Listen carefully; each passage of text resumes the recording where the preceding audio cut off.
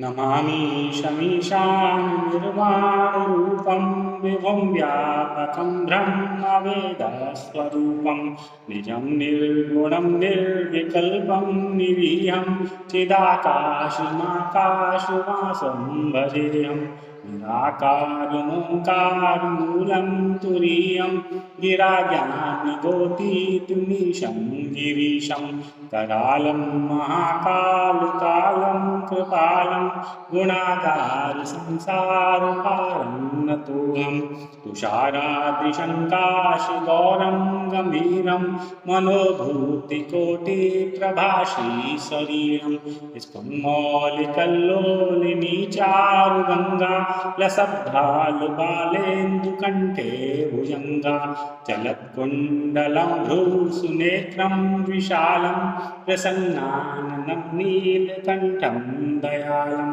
मृगाधीशचर्माम्बरं मुण्डमालं प्रियं शङ्करं सर्वनाथं भजामि प्रचण्डं प्रकष्ठं प्रगल्भं परेशम् अखण्डम् अजं भानुकोटिप्रकाशं त्रैशूलनिर्मूलनं शूलपाणिं भजेऽहं भवानी पतिं भावगम्यं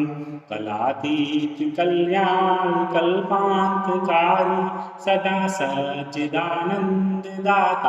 पुरारी चिदानन्दसन्दोहमोहापुहारी प्रसीद प्रसीद प्रभो मन्मथारी न यावद् उमानाथ पादारविन्दं भजन्ति लोके परे वा नराणां न तावत् सुखं शान्ति सन्तापनाशं प्रसीद प्रभो सर्वभूताधिवासं न जानामि योगं जपं नैव पूजां नतोऽहं सदा सर्वदा शम्भुतुभ्यं जराजन्मदुःखोद्धृताताप्यमानं प्रभो पाहि यापन् नमामि शम्भो प्रभो पाहि यापन्